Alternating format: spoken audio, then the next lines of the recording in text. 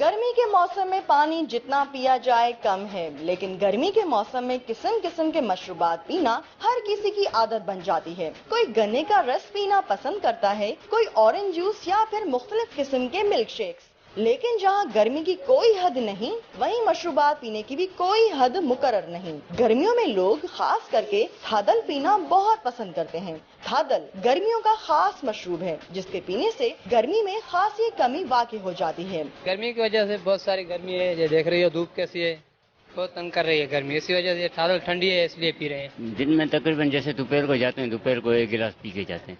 थादल बनता कैसे है, इस बारे में थादल बनाने वाले कुछ ये बताते हैं। थादल बनाते हैं, इसमें जो सामान पड़ता है ये खसखस है, जीरा है, काली मिर्च है, सौंफ है और बादाम डालते हैं। ये गर्मी के लिए सही है, गर्मी के लिए अच्छे हैं। जवर की टिक्की डालते हैं और गुड़ मिठाई भी डालते हैं। उसके अलावा जाम शीरन भी है इसमें।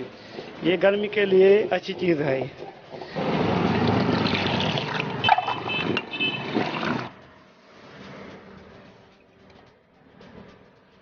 थादल जैसा कि नाम से जाहिर है ठंडक पहुंचाने वाला।